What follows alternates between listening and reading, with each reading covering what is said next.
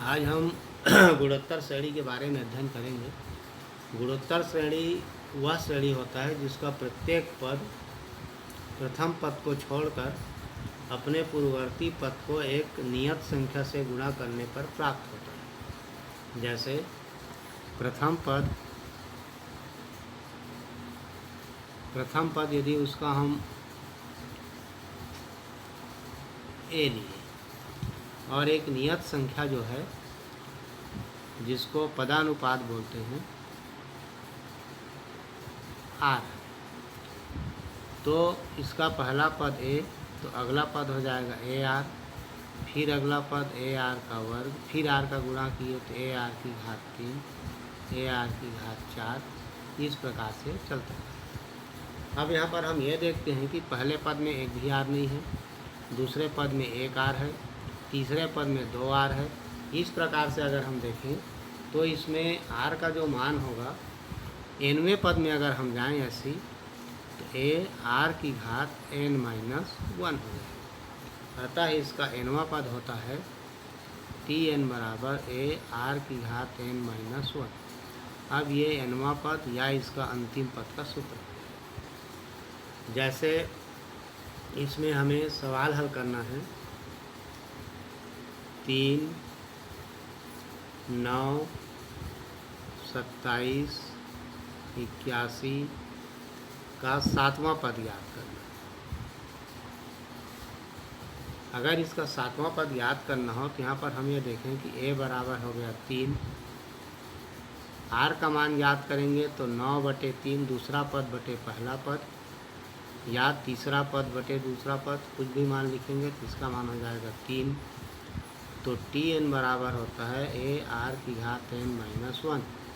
यहाँ मान रख देंगे टी 7वां पद है तो ए का मान 3, आर का मान कितना आया 3 और उसका घात n का मान कितना है 7-1। ये हो जाएगा 3 गुणा 3 की घात हो गया कितना 6। अब 3 गुणा 3 की घात 6 बराबर हो गया 729। तो इसका मान हो जाएगा 2187। तो इस श्रेणी के 7वें पद का मान हो गया 2187। इस प्रकार से इसका मान ज्ञात कर लेंगे। इसमें कोई भी पद दिया पद का मान ज्ञात कर सकते हैं, या जैसे मान लो कोई प्रश्न है कि दूसरा प्रश्न देखते हैं इसका। इसमें 4, 2, 1, 4, 2, 1, इसका कौन सा पद 1/128 है? कौन सा पद 1/128 है? अब इसको हल करने के लिए कौन सा पद 1/128 होगा, तो इसको ज्ञात करने के लिए हमें क्या मिला, a बराबर 4 हो गया, आर का मान 2/4 अर्थात 1/2 हो गया, और 128 जो दिया है वो एनवा पद है। टी एन बराबर हो गया 1/128। तो मान रख दें टी एन बराबर ए आर की घात n-1। अब यहाँ पर टी एन की जगह पर 1/128, ए का मान 4, आर का मान 1/2 और इसका घात n-1 हो जाएगा।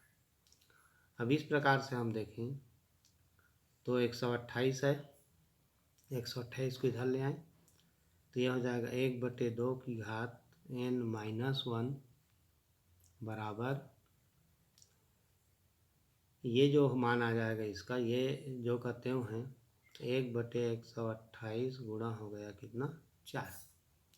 अब इसको हल करने के लिए अगर यहाँ पर हम देखें ये जो मान है 1/2 की घात n-1 बराबर 128, 2 का कौन सा घात होगा, तो 2, 2 ने 4, 2 ने 8, 2 ने 16, 2 ने 32, 2 ने 164, 2 ने 128, यह हुआ इसका 7 घात। तो 2 की घात 7 हो गया, और 4 कौन सा घात होगा 2 की घात 2। कुल मिला के ये हो गया 1/2 की घात 7 और 2 9। तो ये हुआ 1/2 की घात n-1 बराबर 1/2 की घात 9। अब यहाँ पर अगर हम तुलना करें तो n-1 बराबर 9, तो n का मान हो जाएगा इसका n बराबर 9-1, तो ये हो गया n बराबर 10, अर्थात 10वां पद का जो मान होगा वो 1/128 होगा। तो इस प्रकार से गुणोत्तर श्रेणी में किसी पद का मान या अंतिम पद दिया हो तो उसके अंतिम पद का मान दिया हो तो पद का मान ज्ञात किया जा सकता है। अब इसमें यदि ये देखें, इसके दो पदों से संबंधित सवाल हल करने के लिए, जैसे गुणोत्तर श्रेणी में जैसे है क्वेश्चन है 1 2 4 8, 1 2 4 8 तथा 256, 128, 64, इसके दोनों के पीवें पद बराबर हों, पीवें पद का मान बराबर है, तो P का मान ज्ञात करना है। अब यहाँ अगर हम देखते हैं कि 1 2 4 8 का पीवां पद क्या होगा, तो 1 2 4 8 का पीवां पद अर्थात Tn के जगह पर Tp बराबर a r की घात p-1 हो जाएगा। तो इसका a 1 हो गया, r का मान होगा 2/1 बराबर 2 की घात p-1, कुल मिला के हुआ 2 की घात p-1 हो गया।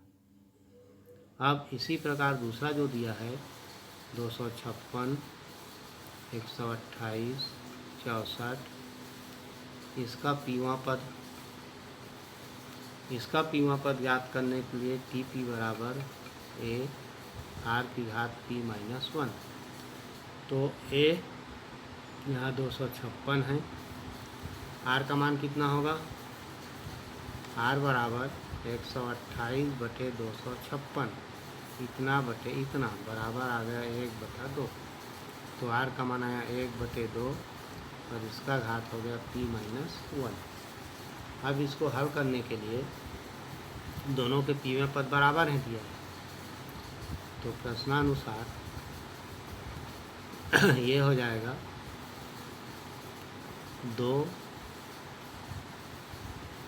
और यहाँ पर 2 की घात p-1 है, तो 2 की घात p-1 बराबर 256 और 1/2 की घात हो गया p-1। हल कर लें तो ये हो जाएगा 2 की घात p-1 बटे 256, दोनों का घात p-1, ये 256 यहाँ आ जाएगा, तो या तो इसको ऐसा लिख लें 2/1/2 और ये दोनों का घात है p-1 बराबर इधर आ बचा 256, तो ये हो जाएगा हमारे पास। अब 2/1/2, 2/1/2 का मतलब हुआ 2 गुणा 2 और इसका घात p-1 बराबर 256, ये हो जाएगा 4 की घात p-1 बराबर, अब ये 256 4 का कौन सा घात होगा, अगर ये मिल जाए तो उसका उपयोग कर लें, तो 4 चौक 16 और 16 गुणा 16 मतलब 4 की घात हो जाएगा वो कितना 4, तो ये हो जाएगा 4 की घात 4। आधार बराबर है इसलिए घातों की तुलना कर लें, तो घातों की तुलना करने पर p-1 बराबर 4 हो गया, इसका इससे तुलना, तो p बराबर हो जाएगा 4 धन 1, तो p बराबर हो गया 5, अतः p बराबर 5 में दोनों के पीवें पद का मान बराबर होगा। इस प्रकार से इसके किसी पद का मान ज्ञात किया जा सकता है। अब आगे इसका योगफल